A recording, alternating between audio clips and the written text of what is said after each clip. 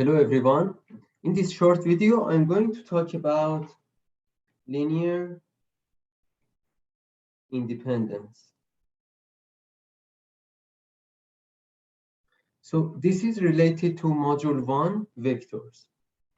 We define linear independence for a given set of vectors. Let's say you have vectors x sub 1, x sub 2, and x sub n. And you want to explore whether these vectors are linearly dependent or linearly independent. So the key to this question is solving this system of equations.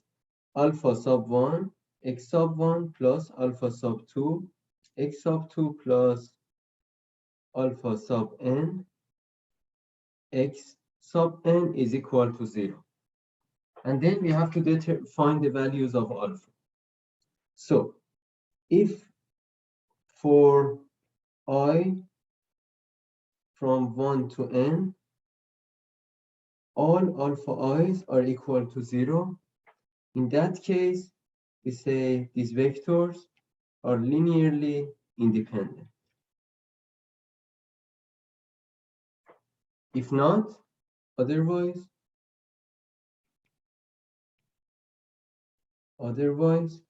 we call them linearly dependent. And what does linear dependent mean? That means we can create at least one of these vectors. Let's call that one alpha sub I, x sub I. If alpha sub I is non-zero, it means alpha sub I, x sub I is equal to minus alpha sub 1, x sub 1, alpha sub 2, x sub 2, alpha sub n, x sub n, and we divide this by alpha sub I. So basically, we can create one of the vectors by a linear combination of other vectors. That's why we call them linearly independent. This is the second case. So, all right. Now let's take a look at a few examples to clarify this. The first example that I want to show you, x sub 1 is 1, 2, minus 4, and x sub 2 is minus 2, minus 4, 8. All right. I want to see whether these two vectors are linearly dependent or independent. Linear dependence. That's what I want to explore here. So I say alpha sub 1, x sub 1 plus alpha sub 2, x sub 2 is equal to 0, which means alpha sub 1, 1, 2 minus 4 plus alpha sub 2 minus 2 minus 4, 8 is equal to 0, 0, 0. All right, let's expand this. So we have alpha sub 1 multiplied by 1, alpha sub 2 multiplied by minus 2, 2 alpha sub 1 minus 4 alpha sub 1 plus minus 2 alpha sub 2 minus 4 alpha sub 2 and 8 alpha sub 2 is equal to 0, 0, 0. Let's go one step forward. This is equal to this. So alpha sub 1 minus 2 alpha sub 2 is equal to 0, which means alpha sub 1 is 2 alpha sub 2.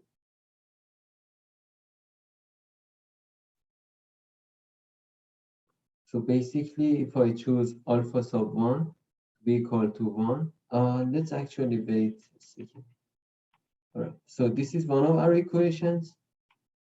Alpha sub 1 is 2 alpha sub 2. The other one, it says 2 alpha sub 1 minus 4 alpha sub 2 is equal to 0, which again means alpha sub 1 is 2 alpha sub 2.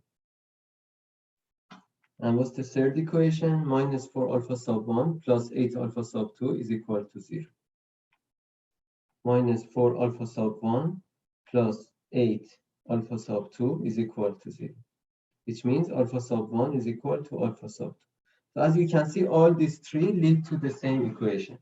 So I basically can choose any arbitrary value for alpha sub 1, like 1, and also alpha sub 2 is equal to 2. So because alpha sub 1 is non-zero, alpha sub 2 is non-zero, then these two vectors are linearly dependent. Linearly dependent. Now I'm going to talk about another example. So x sub 1 is 1, 8, and x sub 2 is minus 3, 2. Linear dependence. We want to explore whether these two vectors are linearly independent or linearly dependent. We follow the same path. Alpha sub 1, x sub 1 plus alpha sub 2, x sub 2 is 0, which means alpha sub 1, 1 and 8, plus alpha sub 2, minus 3 and 2 is equal to 0, 0. We extended alpha sub 1, 8 alpha sub 1, plus minus 3 alpha sub 2, 2 alpha sub 2 is equal to 0, 0. Let's go one step forward. So these two are 0, which means alpha sub 1 minus 3 alpha sub 2 is equal to 0. If we simplify this, alpha sub 1 is equal to 3 alpha sub 2. And then 8 alpha sub 1 plus 2 alpha sub 2 is equal to 0. 8 alpha sub 1 plus 2 alpha sub 2 is equal to 0. Then alpha sub 2 is minus 4. Alpha sub 1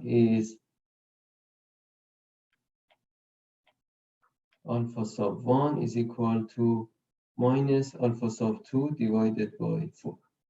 All right. As you can see, the only answer to this set of equations is alpha sub 1 is equal to alpha sub 2 is equal to 0. All right. What does that mean? Vectors x sub 1 and x sub 2 are linearly independent. What's the reason for this? Because the only case where this equality holds is where alpha sub 1 is 0, alpha sub 2 is 0.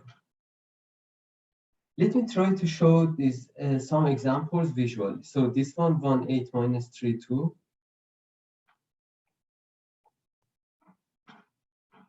X sub 1 is 1, 8. X sub 2 minus 3, 2. So I want to show you the visual representation of why these two vectors are linearly independent. So x sub 1 is 1 and 8. 1, 2, 3, 4, 5, 6, 7, 8. So this is our x sub 1, and x sub 2 is minus 3, 2. Minus 3, 2.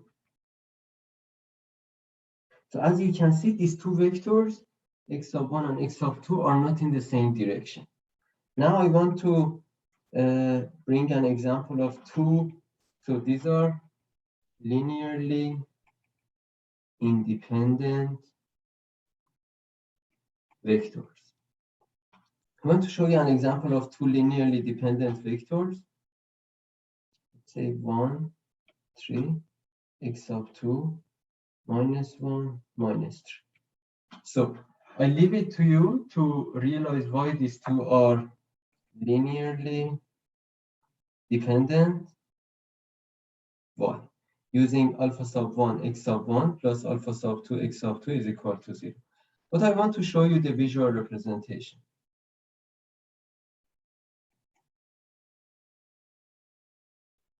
So x sub 1 is 1 and 3. So this is our x sub 1 vector. And x sub 2 is minus 1 and minus 3. As you can see, these two vectors are in the same direction. So one of them is towards the positive, one of them is toward the negative, but they are somehow in parallel, and they are on the same. They pass the same points. So for this reason, it means if we multiply x sub 2 by some constant value, we will get x sub 1. And in the same way, if we multiply x sub 1 by some value, we will get x sub 2. This holds for 2 vectors, but when it comes to 3 vectors and 4 vectors and so on, in those scenarios, we have to go this direction. So if you are given 3 vectors, then you say alpha sub 1, x sub 1, alpha sub 2, x sub 2, alpha sub 3, x sub 3 is equal to 0, and you find the values for alpha sub 1, alpha sub 2, and alpha sub 3. So this was just a complimentary lecture on linear dependence.